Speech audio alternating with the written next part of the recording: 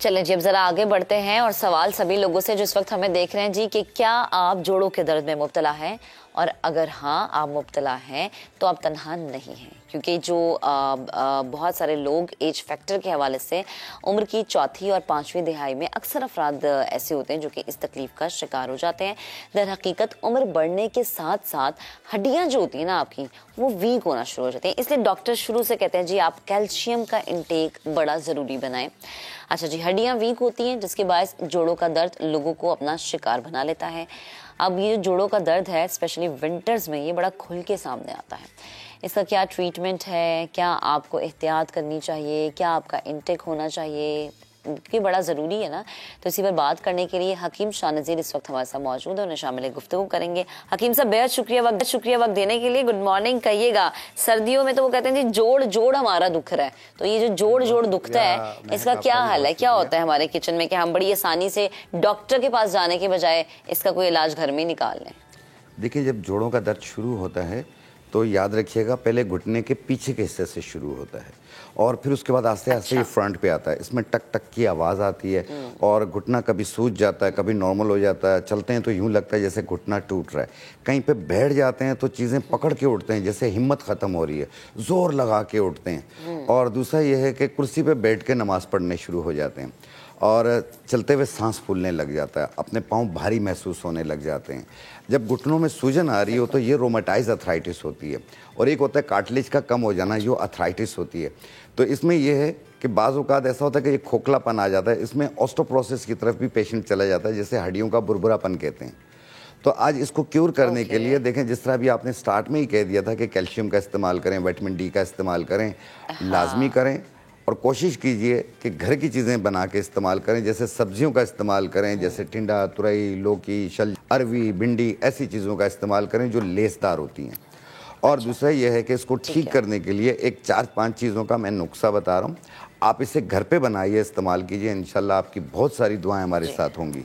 और इसमें जो ठीक है सबसे पहली चीज़ हम ले रहे हैं वो ये है सफ़ेद मूसली।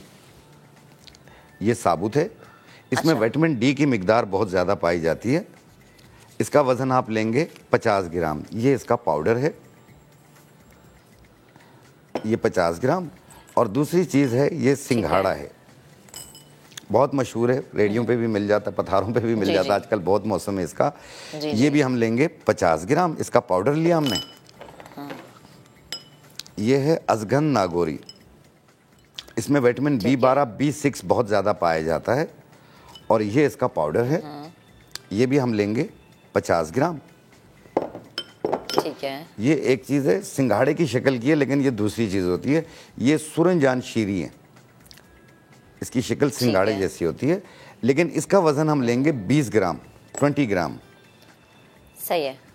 इन तमाम को मिला लीजिए, बारीक पाउडर बना लें और 1 चाय वाली चम्मच सुबह, 1 चाय वाली चम्मच शाम, 1 कप दूध या पानी के साथ। और इसे डायबिटिक पेशेंट भी ले सकता है, हाई बीपी का पेशेंट भी ले सकता है, क्योंकि इसमें कोई नमकीन, कोई मीठा नहीं है। और महक आपने देखा होगा अक्सर लोगों को। ये आप कितने दिनों के लिए महफूज कर सकते हैं ये पाउडर? ये 2 महीना 3 महीना बना लें आप, कोई नुकसान नहीं है। इसे कम से कम 2-2.5 महीना 3 महीना इस्तेमाल ज़रूर करना है। फ़ायदा आपको 5 दिन में हो जाएगा। 5 दिन में आपकी तकलीफ काफ़ी हद तक कम हो जाएगी, लेकिन इसको रोकना नहीं है। ये इंशाल्लाह आस्ते आस्ते ये जो कार्टिलेज ख़त्म हो गया, ये इसको बनाना शुरू कर देती है। दूसरा, आपने देखा होगा घर में लोग कहीं पे भी पेन होता है तो अपना पेन किलर ऑयल लगाते हैं, किसी भी किस्म का, कोई ऑलिव ऑयल लगाता है, कोई क्या लगाता है। तो आप अपने घर में अपना पेन किलर ऑयल किस तरह बनाएंगे, आपने लेना है लौंग का तेल। ये लौंग का तेल है 30 ml। ठीक है। ये दालचीनी का तेल है, ये भी आपने लेना है 30 ml, 30 ml। और इसमें सिर्फ एक बूटी आती है, ये रतन जोत के नाम से आती है, रतन जोत। ये हमने डाला और इसे 1 घंटा धूप में रख लें, आपका तेल तैयार हो गया। पेन किलर आपके अपने घर में तैयार हो गया। और ये आप टांगों में, कमर पे, कंधों में, कहीं पे भी दर्द हो, आप इसकी मसाज करें, कपड़ा लपेट दें, 10 से 15 मिनट में आपके पेन में आराम आ जाएगा इंशाल्लाह। अच्छा हकीम साहब, अक्सर हमने ये देखा है कि आप नमाज के लिए जब आप रुकू में जा रहे हैं, सजदे में जा रहे हैं, या आप बहुत देर बाद चलने के बाद बैठ रहे हैं, तो आपके घुटने चटकते हैं, यानी घुटनों में से आवाज़ आती है, एक कड़क ऐसी आवाज़ आती है।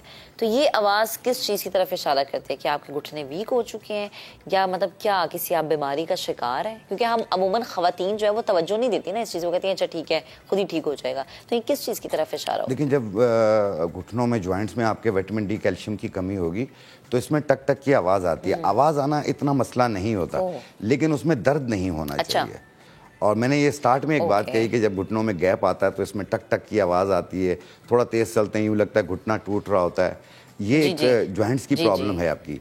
तीसरी चीज़ ये है कि आप घिर जाते हैं, आपको उस वक्त पता नहीं चलता, आप अपने काम पे लग जाते हैं, लेकिन उसके कुछ दिनों के बाद आपकी कमर से पीछे पीछे टांगों में दर्द आना शुरू हो जाता है, जिसमें L4 और L5 के मोहरे जो हैं वो आपके दब जाते हैं। इसको शाटिका पेन भी कहते हैं, आम उर्दू लफ्ज़ों में अर्कुल निसा का दर्द कहते हैं। जो नुस्खा मैंने अभी बनाकर दिखाया है ये उसमें भी काम करेगी, ये सर्वाइकल पेन में भी काम करेगी, जिनके गर्दन के मोहरे जो हिल जाते हैं, जिसमें लेटते और बैठते चक्कर महसूस होते हैं, और कभी कभी हाथ भी सुन होता है। जब S1 का मोहरा दबता है तो हाथ या पाँव भी सुन होते हैं, तो ये उसको भी क्लियर करेगी। अच्छा हकीम साहब, हमने अक्सर यही सुना है कि लगाने से बेहतर है कि आप खा लें, वो खाया हुआ आपके चेहरे पे भी नजर आता है। तो आप क्या रिकमेंड करते हैं, स्पेशली वो लोग जिनमें विटामिन डी की कमी है या जिनमें कैल्शियम की कमी है, वो क्या अपनी जो है डाइट उसमें शामिल किया करें?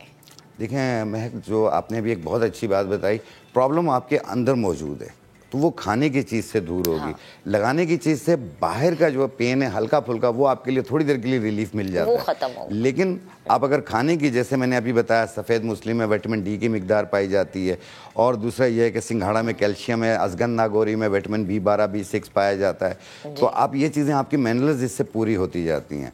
अगर आपके पास कोई भी चीज़ नहीं है, आपकी सब्जियाँ मिलती हैं, भिंडी अरवी है, इसमें लेसदार होती हैं, ये हड्डियों का गुदा भी पूरा करती है।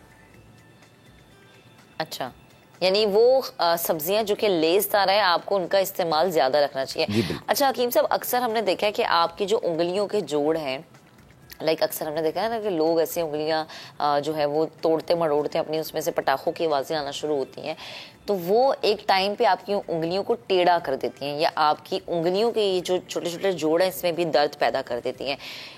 ये वक्त के साथ साथ या उम्र के साथ साथ, ये मैंने बहुत सारे यंगस्टर्स को देखा है कि उनकी उंगलियों के जोड़ों में दर्द होती है। तो हकीम साहब, इसका क्या इलाज है? या इस, वो कहते हैं ना, हमारे तो बड़े ही कहते हैं कि उंगलियों से पटाखे नहीं निकालने चाहिए, उनको चटकना नहीं चाहिए, लेकिन आदत से मजबूर होते हैं कुछ लोग। देखिए, जब आपकी बॉडी में कैल्शियम की कमी होती है तो उंगलियां यूं मुड़ जाती हैं, या पाँव की भी उंगलियां एक दूसरे के ऊपर यूं करके आ जाती हैं, ऐसे करके आ जाती हैं। तो ये कैल्शियम की कमी की वजह से होती हैं। विटामिन डी की वजह से टेढ़ी होना शुरू हो जाती हैं, याद रखिएगा। तो इसलिए अपना चेकअप वक्त से करवाना चाहिए। अगर किसी के वालिदैन में, देखें कुछ चीज़ें ऐसी होती हैं जो विरासत से आती हैं, जैसे ब्लड प्रेशर हुआ, शुगर हुआ, ये चीज़ें। इसी तरीके से अर्थराइटिस या जोड़ों का दर्द भी है, ये विरासत से चलता हुआ आता है।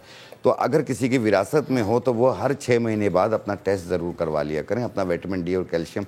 आजकल तो विटामिन डी जो है, पहले ख़वातीन में कम होता था क्योंकि वो सारा दिन घर पे रहती थी, आजकल मर्द हज़रात का भी कम हो रहा है। तो इसकी वजह से जो है वो सीने पे बोझ महसूस होना, सांस फूलना, कमज़ोरी फील करना, सुस्ती, काहली होना, कहीं जाने को मन नहीं करता हो, तो ये विटामिन डी की कमी की निशानी होती है। ठीक।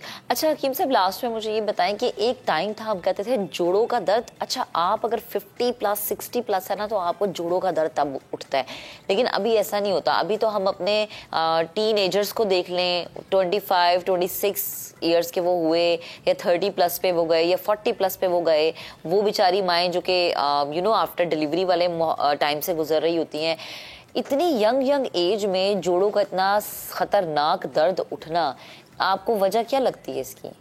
महक, मैं अपनी लाइफ में, मैं अपनी क्लिनिक्स पे भी, बाहर भी, मैंने ऐसे ऐसे बच्चे देखे हैं जो 18 साल 20 साल के हैं जिनको आर्थराइटिस हुआ, जोड़ों का दर्द हुआ। और दूसरा ये है कि इसकी एज अब कोई नहीं है। पहले एक एज होती थी कि 45 साल के बाद मर्दों को होती थी, ख़वातीन में 40 साल बाद होती थी। तो अब वो चीज़ नहीं है, अब ये किसी भी एज में किसी को भी हो सकती है। इसीलिए कहते हैं कि अपना ख्याल रखा करें, गैर ज़रूरी चीज़ें, बाहर की चीज़ों का इस्तेमाल कम कीजिए। दूसरा ये है कि सब्जियों का इस्तेमाल ज़्यादा कीजिए, और थोड़ा वॉक किया करें, चला फिरा करें। आप अपने आप को सुस्त ना करें, आप गिराएं नहीं। आप लेट गए तो समझो लेट ही गए। जाहिर है ना, आपकी बॉडी एक मशीन है, जब तक आप इसको हरकत में रखेंगे वो मशीन बड़े अच्छे तरीके से काम करेगी। बेहद शुक्रिया हकीम साहब, हमारे साथ मौजूद थे, गुफ्तगू बड़ी अच्छी आपने टिप्स दी।